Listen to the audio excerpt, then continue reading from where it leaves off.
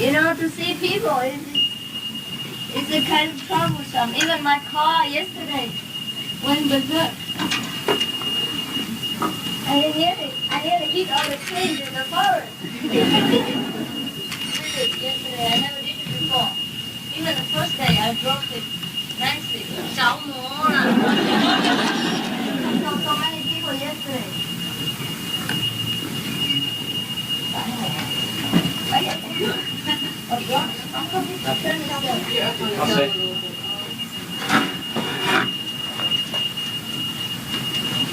I'm not license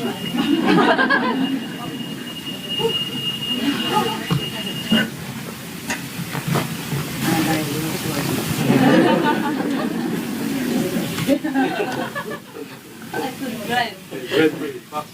Daisy, you be careful. Thank you, eating.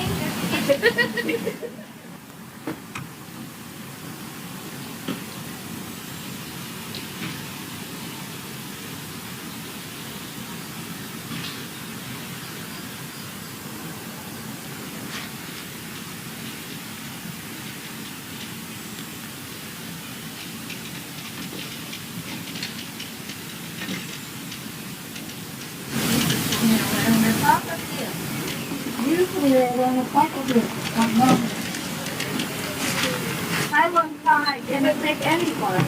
Now be careful.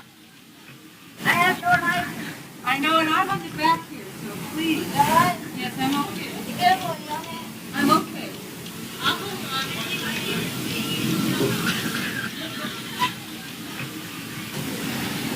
Oh, your mama is.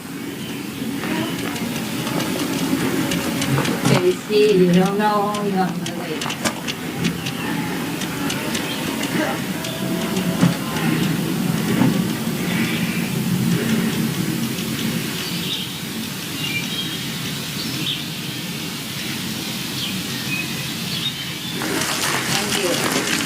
Thank you.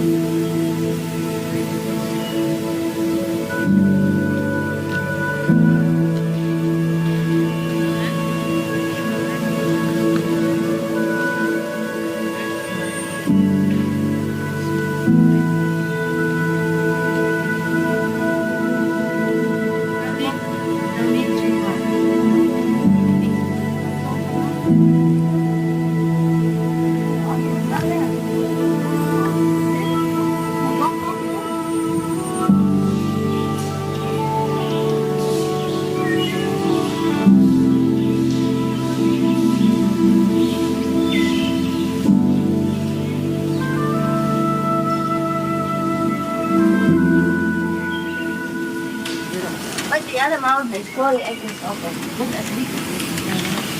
Yeah. Why don't we use all of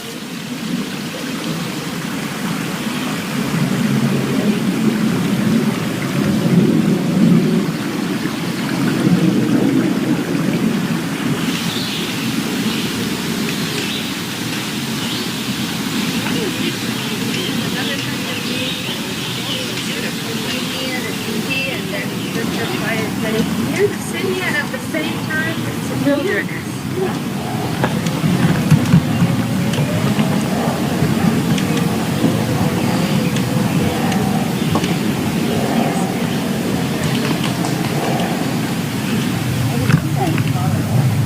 No, you can't.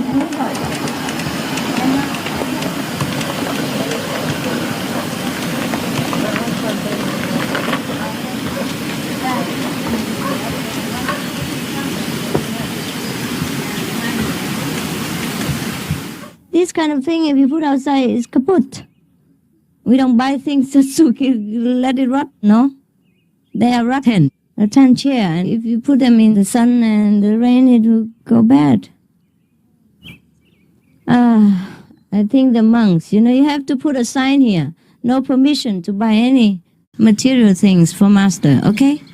We did that in Taiwan, but still they sneakily throw things in front of my door without names. So I cannot scold anybody. I don't know who that is. Makes trouble for us, you know. We live very simple. We don't need so many things, okay? My clothes are okay because I can put them on my body. They take up no space. But if you buy me so beautiful furniture and all that, I don't know how to deal with them. You see my tables? Movable tables? Yeah, beautiful. Everywhere I go, I have an immediate furniture at no cost. No problem. Even my chair is not necessary. You can give me any fruit box and cover it with a cloth and I'm satisfied. I'm not here very long. I'm not here to bother about these things, okay? Accept everything. Accept every necessary thing. It's not necessary. We already have not enough space. Huh? You know that, huh? You see the books even are standing outside. So how can we make a place for furniture? What for? Nobody sits on the chair here. They only sit on the cushions. They are the Buddhas. Buddhas don't sit on the chair, no? This is a bad habit. Drinking beer. Without alcohol. You see, if we have a lot of furniture, we have to be slave for them. Clean them, wash them, everything. I have some, just enough. A few chairs, enough for some individual interview sometimes. But mostly when people come in hundreds, you know, we cannot provide chairs for them. And what for? If you provide it here and then when you go to the forest, you don't have any. And you can't just be fixed in the room forever. It's not nice for you, right? We have a lot of trees and it's beautiful. You should walk around and sit somewhere, wherever you like. You can't just bring a chair in our pocket all the time, right? Any rock we can sit on, huh? A cushion or a piece of cloth and put it anywhere you can sit. Most of the people live a very complicated life. Therefore, their life is miserable because they spend a lot of time to work to earn money. And then they spend a lot of money for their unnecessary things. So try to think next time when you go shopping, whether you truly need these things or not. And then you will see how much you save. Whenever you want to buy something, and then you can have enough willpower not to buy it, and you still can survive, then make a score. See how much money you have saved, and at the end of the year, you can reward yourself with a Nobel Prize. A lot of money saved. That's how I built many centers in only 3 years and running around the world lecturing at the same time. And you know how much it costs when you go on lecture with a lot of crew and equipment. Because I only spend what's necessary and never spend when it's not necessary, even 1 penny not. If it's worth it, I spend millions. Hundreds of thousands, no problem. We can donate hundreds of thousands or millions of US dollars for the outsiders, not even initiated. I don't even know them. I don't even show up there to see who got it and who did not. Don't even show up. But when it comes to unnecessary things, I don't even spend $1. And we try to do whatever we can. For example, whatever we can do, then we do it.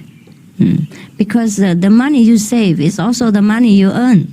That's how we are very economically stable. That's how we don't need to ask money from anyone. You know why many people are scared of religious organizations?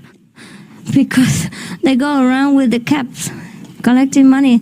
And even if they don't do that, they give people pressure, you know, talking about that and hinting people and always asking, so people get scared to go into the religious organizations. I only know most of the teachers who teach the path of light and sound, they don't collect money. And many others, they do.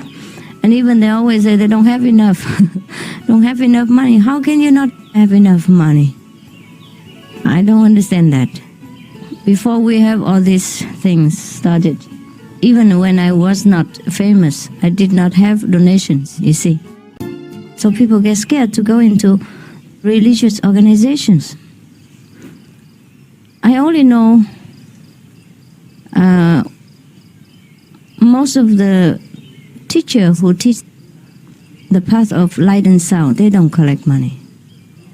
And many others, they do. You understand? And even they always say they don't have enough.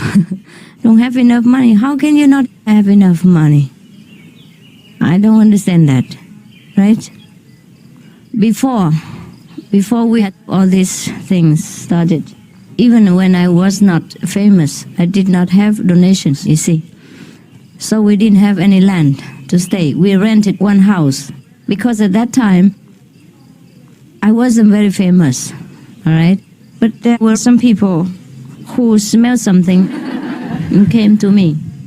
So I had about a few dozen monks, you know.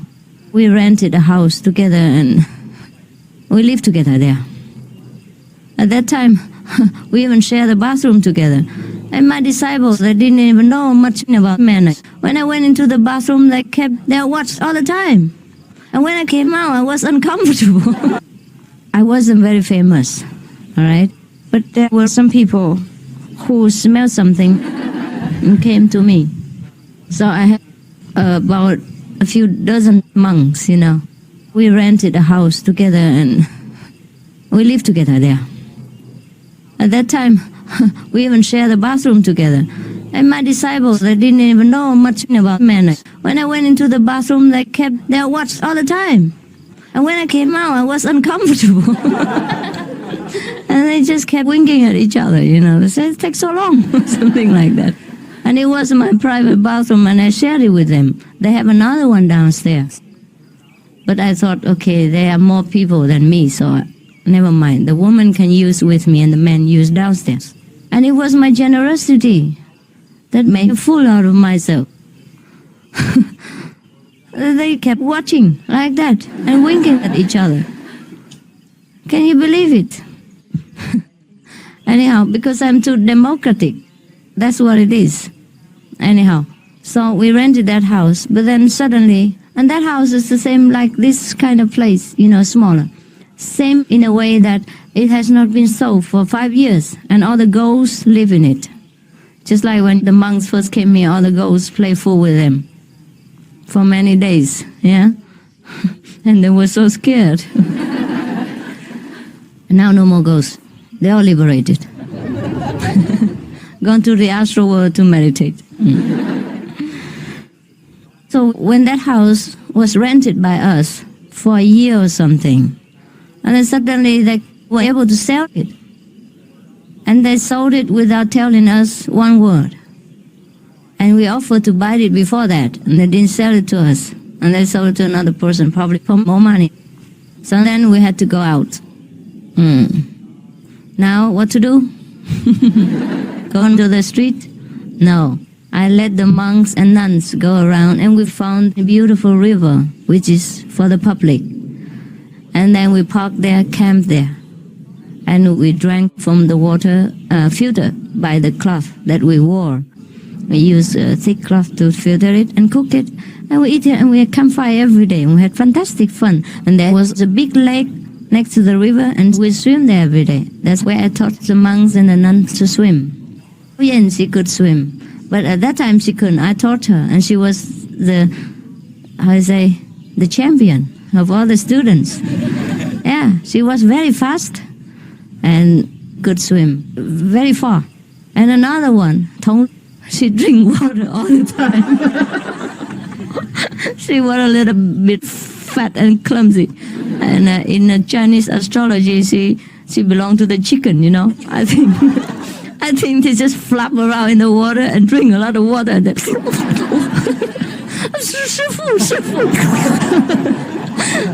so sometimes I had to throw the life-saving wheels for her. And I went out myself alone because I saw her flapping all the time with her wings, you know. And one nearly got drowned. Water about that deep and get drowned. Out of panic, I got drowned. And I had to pick her up. And she was wet like a chicken in the rain. So we stay next to the riverside and we had no problem, except a little bit of noise, because that is next to a kind of tourist resort. And people came there on weekends, on holidays, and made a lot of noise, the microphones. And so I had to enjoy all their noise. The crackers that they light for festival days, or New Year's Day, weekend day, or any days. But we were okay on that riverside. And by the way, I still went out and lecture. At that time, I began to get requests from disciples to lecture. Of course, the audience was not like now. It used to be about 300, 400 at the most at that time. Because we didn't know how to advertise. We didn't do anything. It just came with very little circulation. And in the evening, they would get initiation by the riverside, under the moonlight. They have to write the initiation form and answer all very strict questions. It was stricter than now. When you are raising cattle and all that, you're not allowed to come in. Very strict. For livestock, for killing, not allowed to come in. At that time, I wasn't, very enthusiastic about this job. So I didn't want to do it. And so if I had to, it was just kind of, okay, you take it or you leave it. No pampering of any kind. So very strict, yes. So they all meditated, and we meditate in the morning, evening, in the riverside, and then we get initiation there. It's all right, we started to get disciples even. No house, no land, nothing. Just on the riverside. That's how we began our business. And I still don't take donation from disciples. When we were in that house, we had service every Sunday, and many people came to that house. It was packed. And I used to plant vegetables and sell it to them, to the guests, if they wanted. So we get some money enough to eat. And the house was so cheap because it was a ghost house. Actually, they should pay us to stay there. Yeah, they used to want to pay one housekeeper to stay there. But after we wanted to rent it, they rented to us kind of nothing price, you understand? Because the grass grew into the living room, inside the bathroom. And you have to fight inside the jungle to find every piece of brick, and we clean from top to bottom. We wash the ceiling and the roof, everything. It was so dirty. And all kinds of garbage inside. Bottles, broken bottles and broken ghosts and all that, all over places. So actually they were glad that we took it. And they were right, because after we took it for a few months, they sold it. Double the price. They couldn't sell it before. This house before was nothing compared to the house we used to live in the first time we rented it. Grass already grew into the house, so high. No door. This house has still a door. And the bathroom was still intact, even though dirty, and the toilet was not in use, no water, but still we can fix it. But that house was completely a jungle. And because the price was so cheap and we didn't have any place, and my growing disciples, even that time, the percentage was growing very fast. I didn't know where to put them, the monks. So I had to quickly rent a house. Otherwise, before, I didn't have to, I could just stay one place after another with the disciples, or stay in the temple, clean the floor and get my pocket money. Yeah, in Taiwan, if you stay in the temple, and you become a monk, you can have your pocket money, 500 NT. It's about how much? $50? $20 per month. Yeah, and you can buy vegan chocolates, goodies with it. And that's all. And then you eat in the temple. Yeah, no problem really.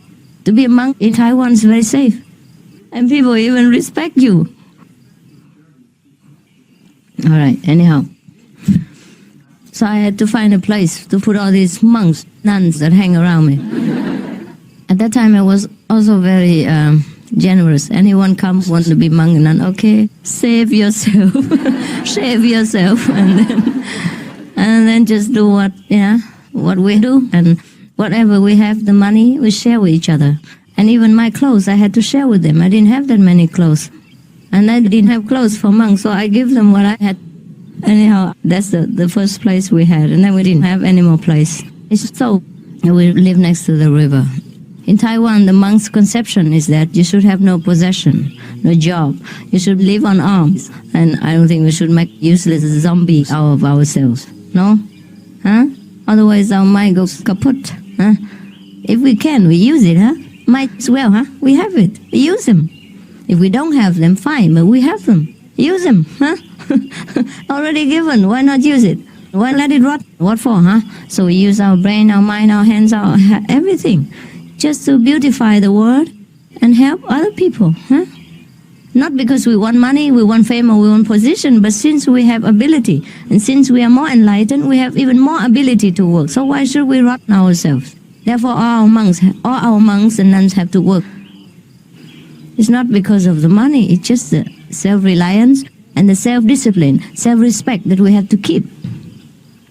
And dignity, huh? The dignity that we have to keep. Now, that's why I told them, all of them have to work. Even just do anything, you understand? It's not the money that we want, it's just they have to occupy themselves. Otherwise their mind will be rotten, think of all kinds of evil things. And we give in to the sensual demand of the body even. If we have nothing to do and no striving, understand? For survival, then our body. But I am no nun. I am none. I'm none.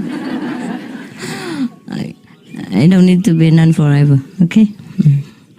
Inside, enough. I have to go above monkhood in order to be liberated. Yes. Means you know what you are, huh? Go above. All right, now. Then we went into the riverside, huh? And then we lived there. And we didn't have even one tent for one monk. You know the tents you have now are luxurious.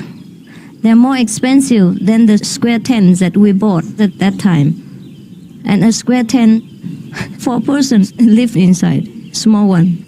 It's made for 4 persons, actually, yes. But for them to live every day like that, it's a little bit uncomfortable. But anyhow, we didn't have enough, so much money to waste for one monk, one tent. I had about 20 already at that time. So you know what kind of economic situation we were in when I was beginning, because I didn't care for money, you understand? I was used to being alone and I don't use much. But since they just ran to me, and then that's how they caused me trouble. Then I had to begin to think of 10 and all that, otherwise before I didn't. So you know what kind of economic situation we were in when I was beginning, because I didn't care for money. I was used to being alone and I don't use much. But since they just run to me and came to me, and then that's how they caused me trouble. Then I had to begin to think of 10 and all that, otherwise before I didn't. Anyhow, before we went into the tent business, I told my disciples, look like we're going to have to go for a tent, because we have nowhere to stay now. We couldn't buy land so fast, and it costs a lot of money, and I don't want to take money from the lay disciples. So one of the would-be nuns at that time, would-be, she said, what? You mean we're going to live like gypsies? How am I to tell my friends that my master is a gypsy? Wow. She was so hurt. And I said, all right, if you don't want to be a gypsy, then you go home. Be one of the people on the street. Just the same. Anyhow, she considered somehow and she didn't go home. All right. She said to me, we have to build a temple. Have to have a big land. And then we have to have a name on it. Because everybody asks me, what is your temple? And I don't know how to tell them. We don't even have a name. I said, we don't even have a temple. The name of the temple. They like to belong to something. Prestige, a name. And I tell you the truth, even now, most of the centers that I have bought have no name on them. because all the disciples know where I live before I even tell them. And all the non-disciples don't need to know where I live. So what's the use of the name, right? The name here is small one. I just discovered they wrote it very small like this, like a stripe on the house over there. You couldn't even see it. That's the only one that we have name. In Taiwan, the headquarters, you don't have any name. You just drive into the gate. We have one gate and you drive in and you know. And I don't need to write name because all of you know where I live before I even know. Is that not so? I cannot escape from you. Never mind, I have to write names. Therefore, we don't need a name. Huh? Even now, we don't have names on our gates. It's just for bureaucracy. Now that we have to deal a lot with governments and that. So we have to have letterheads and name and all that. Otherwise, we don't need it even. I want to tell you all this just because to offer to you a new outlook on life, how to live simple but happy, and how to live on small amount of finance but have everything. So slowly, I see the need of the disciples, and I have to kind of make more handicrafts work and teach them to work more, and then so we earn a little bit more money now. And so we start to build all these things. They just come by chance, you see, and we cook and all that, and everything, yeah, all the monks work together. And I was very good at business, I thought, at one time. Yes, I bought a lot of wholesale stuff, wholesale cloth, winter and summer, which they left in the storehouse a long time and they couldn't sell them from last season or something like that. And they sold them to us very cheap. And we make them into many things and sell them. Understand? Even cheaper than the market price outside, but still, it earns a lot of money for us. And in that case, we earned some money very fast at one time because we need it at that time. And that's it. And then I sold all my clothes and my shoes and my everything. Yeah. And, you know, auction, not antique, but auction. And see who got the most and then get them. They love to have my clothes for a souvenir. So I sold everything. And then we had some money to buy the first land. And that's it. And that's how we started. And everything comes like this. Now, even then, even if I earn the money so fast, but if I spend it the way ordinary people do outside, I would never have enough. But we spend wherever we must. I'm not a stingy person. It's not the same. I'm very generous. Concerning food and clothing and comfort for disciples, I would choose the best for them. But when it comes to not necessary things, I don't even spend one penny. Whatever we can do ourselves, we do it. And that's where we save money. Because we are young and able, and we have a lot of creative talent. Why should we hire outside people who are very intelligent but not very intelligent, and who ask for a lot of money for a lousy job? And concrete floor and square houses and things like that. It's not very beautiful things they offer for a very high price. And they make a lot of noise, and they come in inconvenience hours, and they make a long project out of a short thing.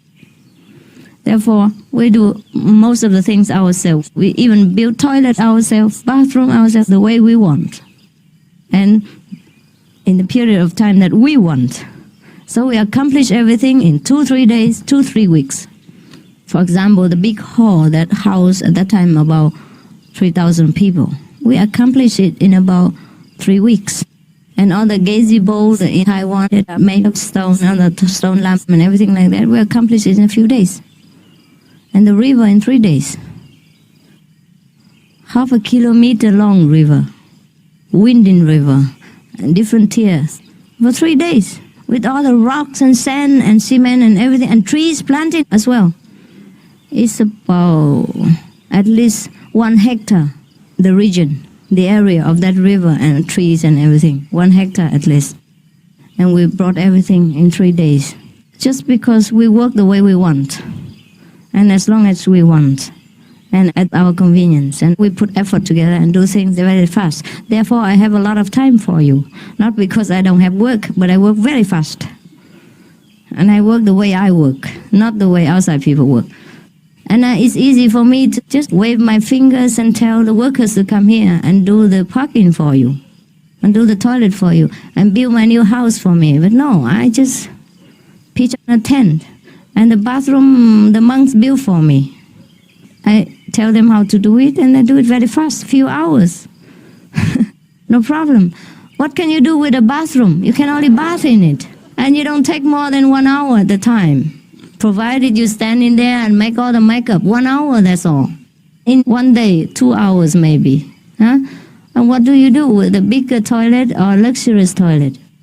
So I told them to put 4 wooden poles in the 4 sides and the roof on it, and then cover it with canvas. Finished. All right? And I could do everything inside that's necessary for the human comfort right now. And a room, you can only stay inside and live inside. So whatever room is okay. As long as it's not windy, it doesn't hurt you, and you have enough privacy, that's enough. So I just live in a tent. It's easy for me as a master to make demands on you. Even if I don't have money, I can demand you to build a house for me. Or even a wooden house or some house or a bathroom for me. You would do it for me. But I don't want to trouble you. Why? I am intelligent, independent, creative. I can look after myself. If I cannot look after myself, how would I look after you and the world? Even if one person's personal comfort I cannot look after, how would I boast about looking after you or anyone else? Right? That's why we should not go and bow to these local ghosts and the spirits of the trees and that, because these are dependent on a higher hierarchy. Hierarchy, yes. English is crazy. Sometimes it's here, sometimes it's there. Sometimes it's higher, sometimes it's here. Meeting and meat is all the same. To meet you and to eat meat is the same. I don't know. Sometimes it's crazy, huh? It's easy, but it's not. They put a lot of traps to know you are a foreigner or not. And that was the diplomacy of the English. So now, and then all the monks, I get them the tents, the same height, same width as mine, to have them a little bit comfortable because they will live there long. If you just come here for a few days, it's okay to have a small tent because you don't stay there all day. But the monks, they live here longer. They should be more comfortable. And now I leave them inside there and live with me. Oh, they loved it. They don't want to come back here again. And before they fight to live here, Here it should be an office only because it's too noisy. And if they live inside there and everybody walk around all the time, walk on top of the pillow and on top where they lay their head and all that, it's not nice. And walk around and toilet next to their nose is not really a diplomatic thing to do. Therefore, I said to them, okay, don't fight with them over the toilet. We go inside there and I give you each one private toilet, okay? And that's what we do. Each one has one toilet, bathroom free of charge and plenty full of room. Oh, why bother about a little hole here? Very easy and simple. But it's just you have to know how to organize your life and live a very happy and simple life. They were happy since they were there. So happy. Everyone has their own room. Nobody walks on top of their pillows. And they can dig their own toilet, no problem. I tell them how to keep hygiene, understand? And disinfect and all that. Beautiful. You cannot live a better life than that. I just took 2 of the city girls into my tent, no? You liked it or not? And it wasn't really yet completely done the way I wanted because we didn't have time. We just had time to nail the tent on the floor and that's it, nothing more. We didn't even have time to make a big tent for them. Only the kitchen half done, you see? And the bathroom and the toilet, that was very essential and important. But otherwise we could make it better because there's so much wood that has fallen inside, which is very solid. And we can cut it and make fences around the house, around the kitchen, and the roof on top, that's all, and you're safe. The animals will not come in. When they see the fence around the house, they don't come in. And you have the roof for the rain and the snow. The roof is made of canvas. But that's not safe enough for snow. In the winter, I teach them to put wooden bars underneath of the canvas, so to support, and make the roof very stiff. And so it's hard and stiff on the snow will fall down. And I can stay there, no problem. With heat, with a stove, stone stove, self-made, with a lot of stone inside. You can make a beautiful life. They don't even want to come out. They say they don't want to come out. If it's not for a duty there, they don't want to come out here. They say, what for? Heavy karma outside. They call you heavy karma. They say, oh, Master, I smell different karma when I was down there. I say, nonsense. You're illusion. I said, karma doesn't smell. But they were very cute. Some of them tried to avoid the karma by avoiding people. I said, it's okay, you have to go into the water in order to swim, to learn how to swim. But they say, okay, we go here to work, take turns to work here, and then we live inside there. It's okay, no problem. Why should we worry about property and houses and all that? Everywhere is different, of course, but still we can survive. Can survive. A tent can last 3 to 5 years. Many tents that we use for the monks in Taiwan, including mine, is still lasting now, after 3 years. No problem. My tent is a little bit harder because they bought me some kind of army tent. But their tent is just an ordinary tent and it still lasts 3 years. So what they do is they can go and pick up those wooden blocks that people throw away after they use it for goods. Yeah, sometimes they throw away. And you nail it off the ground so to avoid the water and animals, people, insects and things like that. And put the tent on top and then you're in heaven. Just zip in and zip out. No cleaning, no worry, no nothing. Yeah? And here we are already in heaven. We have electricity and we have water. Water is already up. And electricity, you just draw the line in. It's already very lucky.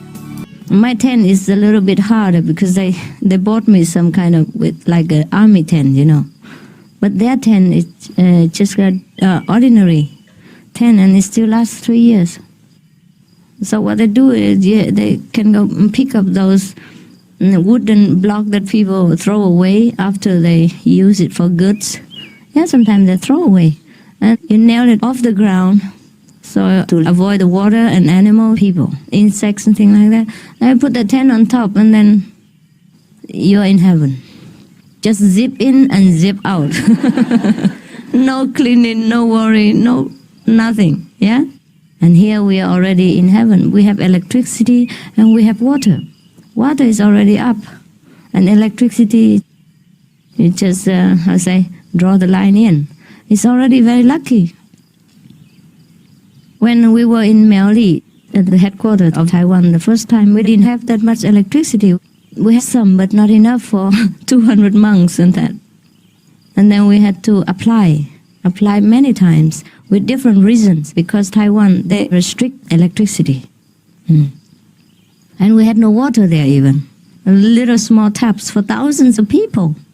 We must be joking. So we had to dig a well and build a water tank. Everything for people's comfort, and our comfort comes next. Otherwise, we would use all this money to build our house, build our room, build beautiful place for us, and build all the beautiful, even at least the office for us to work in. You know, like this is lousy office. We don't have a table for the monks or for me to work sometimes. So anyhow, but we are not uncomfortable with that because it's not the material that makes us happy. I truly know this all my life. I had riches and I had everything, but I wasn't happy. I wasn't as happy as I am now. I know how to live my life without the crowd. It's not that I don't know how. It's just that because you are happy, I'm happy. It's just because you came already, so I just help you and serve you. If you don't come, I wouldn't have bothered. But since you have come, I also would not throw you out. So I work according to the demand and circumstances, and that's all. Nothing I want and nothing I dislike. whatever is there, I try to make the best. So I tell you this so that it may help you in your daily life. And check your living expenses and don't complain that you don't have enough money. It may be that you spend too much and you don't organize your income and outcome. And that's how you're in trouble, you see? We have only to spend what we can. And what we can save, even 1 penny, $1, save it. And that's the money you earn extra. You don't need to go to have an extra job to earn money. You can save it. And that's how you earn. And we have more money to help other people just because I live in this way. I work in this way and I understand. I control the financial situation and don't let the finance control me. That is the secret. I'm not extravagant. I will not waste or spend money when not necessary. I'm still the way I was. And the other day I'm still going around the house and thinking how to make more toilets out of that one and do it ourselves. Because it's fun to do it yourself. Also, the money you save, you can help the more needy people. But sometimes most of the people in the world don't know how to help themselves. That's why they're in trouble. And therefore, you see, even the so-called religious people, many of them don't have money. Huh? You see, they keep always asking for donation, even though you went to see their churches, they're very big. Huh? And their cars, they have many expensive cars and that. But they still want money. Why? They build everything just in a luxurious way. And they don't know how to live a simple life. They think they have to impress people by expensive churches or furniture or the appearance of wealth. So to attract people to come, to feel proud of their church. But it's not true. You all came to me and I had nothing. In Taiwan even. And you came to our center. Before I told you this, you didn't even know that our property is paid off. And you didn't even know I have how much money. You didn't know this. And when you came to Taiwan, you just looked like you came to maybe refugees camp or something. Huh? We have only the roof, very great, big one. And the big poles to support that roof and no walls. See? That's the best way to build a temple. Yeah? It's very hygienic, air-conditioned, natural. And no noise of opening and closing the doors. When you see about up to 10,000 people inside, even the best air conditioning is not good enough. You know what it's like when you walk into this room, when people already seated inside, right? Smells terrible, no? When the doors are closed. And even that hall is very tall and very big. But sometimes it smells even because too many people. Always thousands of people, always packed inside and outside. Therefore, if we don't have doors and walls, it's the best thing in the world. So in the winter, they just cover themselves from top to bottom with the sleeping bag. So when you come inside, you only see sleeping bags. Covered with it and everything. And in summer, you see only mosquito nets. Each one. They invented everything to suit the circumstances. Well, when you come inside, you see all kinds of things. You know, all kinds of hats. Mexican hat, Chinese hat, with the mosquito net cover on top of it. And they sit there just like Kuan Yin Bodhisattva. Without the frame and frill. Beautiful, huh? And they leave all the mosquitoes for me to take care of. Because I don't have mosquito net. I couldn't bother to bring one every time I come down. So all the mosquitoes come to me for charity. I'm a blood bank. Occasionally. Anyhow, we have fun, yeah. Therefore, we don't need to have a lot to impress people and to live a happy life. I told you all this from my own experiences. How to live a happy life and don't depend on money. Money is the last thing you should depend on. I did not ask for all this fame and wealth. I only asked for God. And God gives me everything when necessary. Whenever I need something, ideas will come, or it naturally comes. That is what we call God's blessing. Yeah? And always keep your independence and dignity intact. Yeah? Never ask for anyone's help except if you're in desperate situation concerning life and death. And then you would pay them back later, and it's all right. Better like that. To keep your dignity is more valuable than all the treasure of this world. If you lose it, nothing can buy it for you. And people won't respect us if we come to them for help. I know this from experience. Never ever train yourself in this kind of habit of relying on others. We have owed too much to this world and the society already since we were born. We were born naked, cold, empty-handed into this world, and we grow up so big, so intelligent, so well-equipped, well-clothed, well-fed. Who gives all this?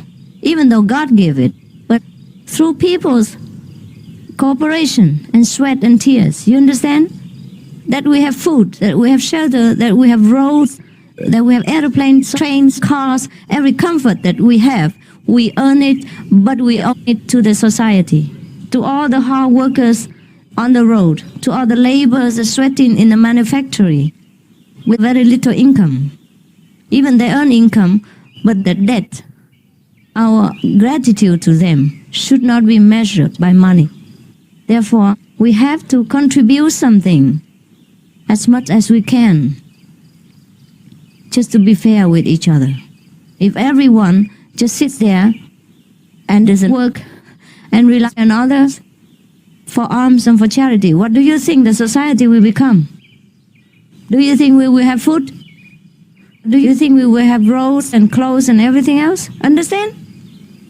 So I cannot allow you, my disciples, to be such lousy citizens of the world, and don't blame me for that. All my monks understood this, and if they don't, I invite them to go home. So they know what struggle is like to be in the society when you have to work and earn money the ordinary way. Even though the monks who live with me work, but it's not under pressure. They work when they want. And it's not only for the money purpose, it's just for the productive quality from human to human.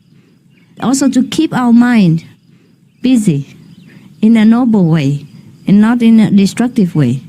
That's the purpose of working, you see? Also to keep our body and mental equilibrium in order. It is beautiful to work. I only regret sometimes that I'm too busy with you, that I don't have time to work in my creative talent. Sometimes I'm itching to use them. For example, sometimes I'm in the middle of a very busy lecturing schedule. I was so yearning to go to the riverside and paint something. But after, I tell myself, okay, later you can do it. But after the inspiration is gone, after that moment is gone, and I was so busy I couldn't go right away. Or sometimes I want to write a poem, for example. And then after the busy thing's gone, my inspiration is also gone. Or sometimes I want to create something, do some new handicraft or some artwork. And then I was too busy and with headaches and all that, many things. And then after I had free time, I forgot about it. And I have no inspiration, no desire to do that again. So I'm regretful that I could not sometimes work. Not regret that I have to work. To work for you like this is also a work, no doubt. But I think God gifted me with a lot of talent after I got some kind of enlightenment. So I think I want to put them all into use. Not just do one kind of work, like mental work, lecturing every day, and scolding people like that. It's not ladylike. That's why most of the masters in the world are men. Because when a man scolds people, they don't think anything. But when a woman scolds people, they say, oh, It's not very ladylike. And then people don't love you anymore. They think you're not feminine. Huh? But I am very feminine. Because I'm feminine, therefore I can scold. Without ego, without worrying about illusionary reputation and people's false praises and love. Yeah? Anyway, try. I think the purpose is just to try to understand what you need. Yeah? Therefore, if you buy so many furniture for me, don't get hurt if I don't accept it. If I need them, I would have bought them. It's okay, you buy me one. All right, I accept it. All right, but not the whole set of Hyatt Regency Hotels suite. No need for that. I need only one seat at a time. And other people, we have already seats. And if you want to provide 100 seats for people, then you have to provide a room as well to put them in. Here we throw people out even for the disciples, throw monks and masters out in the forest so that we have room for disciples. How would we invite this furniture in? Here the disciples are more important than the master even, never mind the furniture. Is that right? Yeah, I move into the forest, not because I love it so much that just a short time here I could not bear to live in a room, but because it's more convenient there, you know. When I live in there, if you make noise here, I don't hear. So I move in there so you're more free, yeah? And my room is supposed to be a private room. Now it became a public living room. So I can have guests, receive disciples, or some of the important people to come for refugees issues and things like that. So it becomes a public place, one more place for receiving guests. Otherwise, if it's my bedroom, well, I wouldn't like to invite people to come in all the time, because you don't know when they last washed their socks. And you don't know where they sat before they came to your room. And everybody came in and jumped on and sat next to me and like to sit on my sofa next to me and take photos and all that. And I'm very particular about cleanliness, you know that. So my bed is the only privacy that I have. 2 square meters, I guess. That's the only private place that I have. That's why I keep it clean, and I hate people to make it dirty or to touch it here and there with their dirty hands. That's why all my monks and nuns have to wear gloves when they come to my private quarters, and wear socks, clean, before they step in my room or my private tent, even to clean around or to help me to fix some things. Because that is the only place where I'm absolutely sure of cleanliness and privacy. I love cleanliness, I love privacy. It's only because of you that I sacrifice everything. I can tell you that when I want to shed tears, because I have nowhere to hide in this world except that place. Therefore, if I forbid you to come near, you must understand, I need some time, rest, to recuperate, in order to go out to serve you again. Not that I have anything reserved for my personal comfort. I have to keep my body in order, because it's very sensitive to any illness and any abuse of this world. So I have to keep it in a clean, good condition, just to serve you. But some people don't understand this. You understand how much I have to suffer or not? I don't know what other masters feel. I can only tell you what I feel. Because each one sometimes is different. Maybe other masters, they don't care so much about cleanliness or privacy. Maybe they love the publicity. They love the people. They love the crowd. I don't know. I'm not. I'm a very shy and private person from birth, from childhood. I didn't have many friends. All the so-called friends I have because they stick to me. They loved me, but not that I seek them. Everywhere I go, I'm very shy. When I was with my husband, we hardly spoke anything sometimes. And when I I heard him talking to his friends so eloquently, and his friend conversed with him so freely and so abundantly. And I sat there and envious, feeling sorry that I didn't know how to speak with him more. I said, how can I speak with him hours? I cannot. I hope that you understand what I say. There's nothing private for me, nothing that I reserve for me, nothing I call mine. It's just that 1/4 is my bed. My 10 is for me. But even that, sometimes I have no privacy, because the monks also share with me the place, but they know how to keep away, and that's okay. It's all right to live around me, provided you understand my need of privacy. It's not that I keep everything for myself. The place, the beautiful place you came up to, all the monks live around also, but they respect. They live their lives, and I live mine. Except when we want to be together, that's okay. It's just that most people don't understand privacy, because I'm always in public. And whenever I retreat to my bed, my sleeping quarter, I wish to be completely private and alone. And that is all. Not that I want everything for myself and forbid you to come and all that. I give you enough of my time and energy whenever I have. All right? I'm sorry to complain. Any questions? Huh? But I had to say it once, huh? Once for all the time. Just don't get near where I tell you not to. And that's all, okay? You don't understand this maybe because you're not always in the public eye. You don't understand the feeling that people need privacy. But if you live in America, you would understand, because American people, they respect privacy and they guard their privacy very dearly. Is that not so? So you should learn this from them. I told you already this morning. Do you have any question before going home? When you come back. When I come back? God knows. I don't know yet. I probably leave tomorrow. But I don't even know for sure. Okay? So I think you all leave today.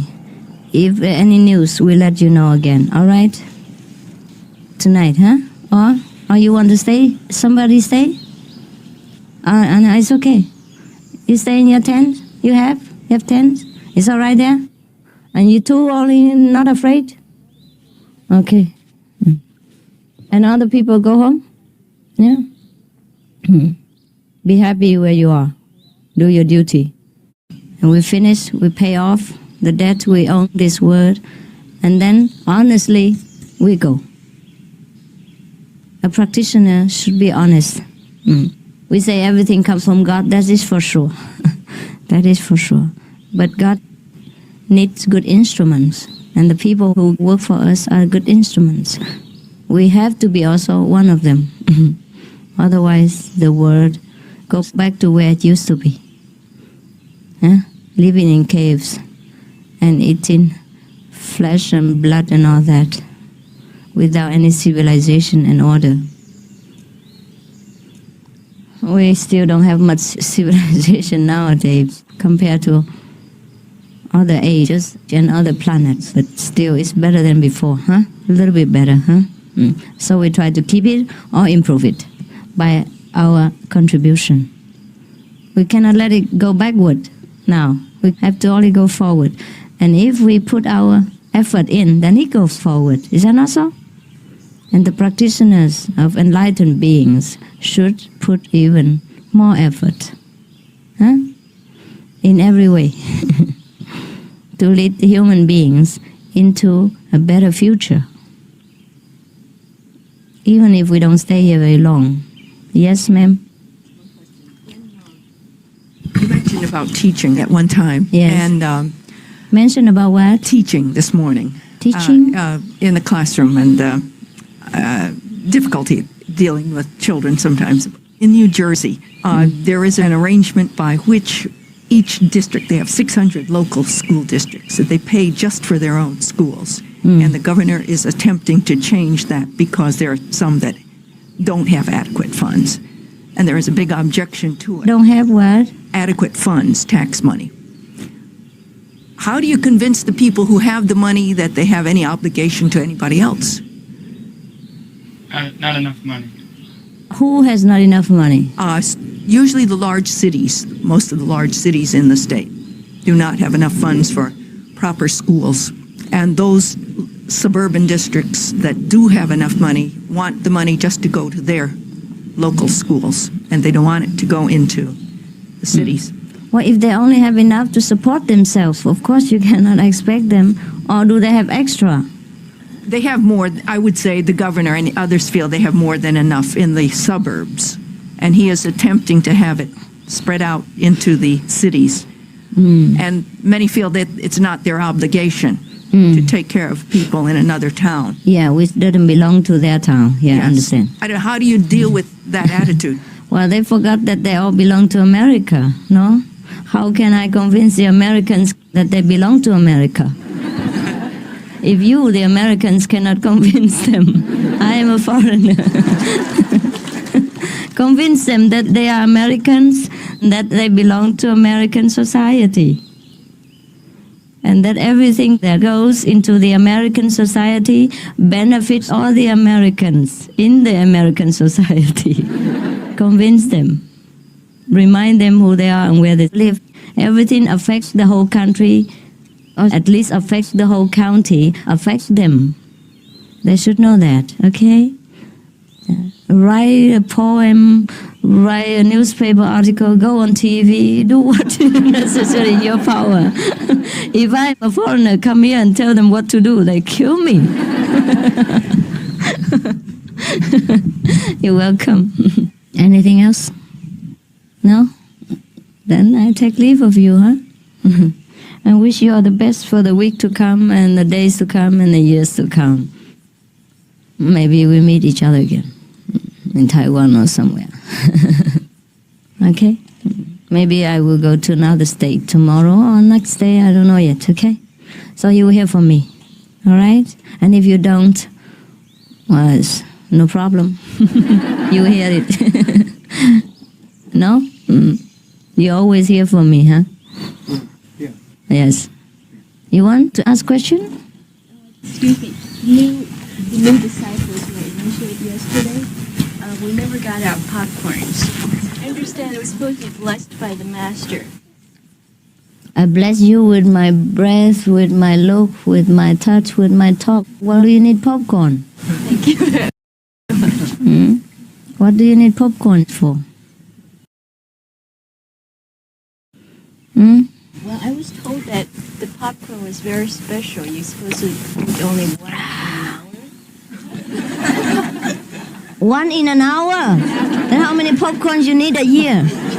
I have to build a mountain for you. Who tells you all this nonsense? This is only a token of love. It's traditional in India. Some rice and some corn will help them. And it's a token of love between master and disciples. So when you eat that, you remember the master and you meditate 1 hour. But not each hour you eat one popcorn. It's not it's not for chronic disease. Oh my God. I will spend all my money on popcorn. I read some articles in one of your books that one disciple had some kind of testimony that her husband had a heart attack. Mm-hmm. And she didn't want to take him to the hospital. And so in an emergency, she gave him 3 popcorns. And he was okay. The next day, she said normally he looked really bad after a real bad attack. Yeah. And usually he had to go to hospital. But that time was in the middle of the night. It was very late. So she said, just try these and try the master's popcorns. And after the 3 magical popcorns, he was okay. And he's... That's what she said. How do you believe somebody else is saying? It's printed in one of your books. Well, they print what they want, no? The disciples, they print what they want. Well, she said that, the next day, normally he looked real bad after an attack or whatever. And she said he looked quite normal. She shouldn't do that. Well, I guess in an emergency. Emergency. We always have emergency. One breathes in and doesn't breathe out, you have emergency already. All right, go and get the popcorn if you have it. I don't know if we have them. We bought all the popcorn in America since I came here. I don't know if they still grow corn in America. Next time when I come, then you have to grow your own corn and skin them and then roast them and give them to me, and then I give them back to you. It's complicated. Or do you have land in your house? You grow some corn. Yeah? Oh, you see that? They corned me. They corned me. They corned me, you see? All right. Who doesn't have, come? Only one, huh? Is it good? Keep long time? Thank you very much. Yeah? I'm going to save it. It's keep long time? Can keep, huh? Yes. Keep in a good jar, huh? Thank you. Very tasty. No wonder you like them. How much does it cost outside? $1? 50 cents. And you know how much money it is here? Huh. No wonder I have to build toilets myself. Save money for popcorn. We have thousands, hundreds of thousands of people. It costs a lot, huh? But you have to feed the whole population of America. Hey. Wow. With popcorn. Oh, it's nice. Oh, like this I get fat. Hey, you had already, no? Didn't?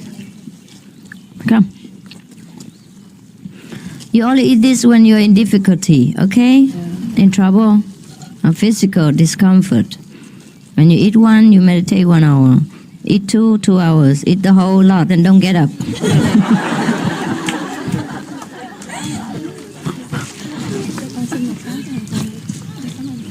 Có tiền để bán không? Này không có cho bậy bạ nha không? Don't give it to people at random. It's only for you. If you give it to non-initiated people and they eat and they have trouble, don't blame me, huh? Diarrhea, fever, or anything. Or spinning head, because the karma spins so fast. And they cannot bear it sometimes. Some people love to live next to me, very close to the oven, and then they get hot and then run. It's not easy to live next to the oven, huh? If you want warmth, live a little bit further. You get too near, you get burned. Get burned, huh?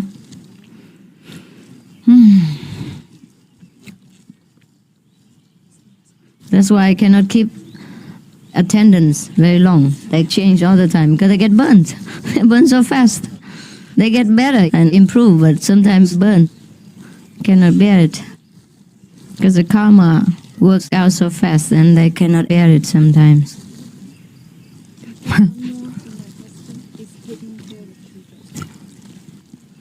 Why you look at this floor all the time? What blessing is down there? They drill my floors with their eyes and make holes in it. You respect me, but don't be a slave, okay? Respect the master, but don't make a slave out of yourself. Huh? Always look forward. Don't be scared of me. I'm the most loving person. The best. Believe it. Believe it and you'll be surprised. That is true. I get one for my son. He was initiated yesterday. Okay. You get it again? I didn't get it yet. I thought you're going to lose weight. You complain that you couldn't sit on the floor because of your Johnny's problem. stomach. Yeah? Thank you. I see all of you have different pictures of me on your breast. You all right? Yeah. Yeah? Fix the tooth. The tooth? Yeah. I like your hair. Very cute. Take how long to make it? 20 minutes. 20 minutes only? Oh, really? And how long to destroy it? Thank your master. I only love you for his sake. Your master was beautiful. Darshan Singh, huh? Yes. Kupang was beautiful. All the masters are beautiful in their way, huh? And I like your wet look also. Thanks, Mom and Dad. How about dry look? This is the real thing. Yeah? Oh, it's a real thing. Mother and father. Oh, very cool, man.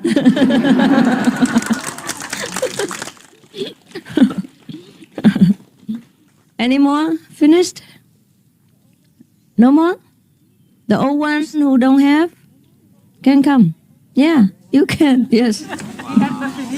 All right, don't fall down. Well, no advertisement, please. It's all right. If they want to bore into my cement floor. Yes. I like your voice, but not your songs.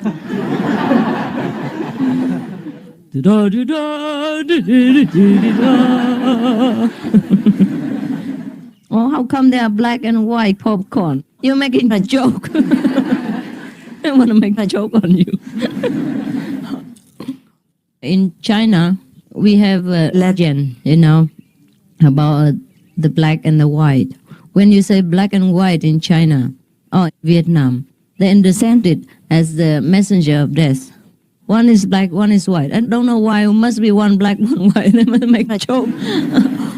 When you die, the black and white are supposed to come and take you, both of them. Hey, you don't want it, huh? Come here. You strive, children. Strive.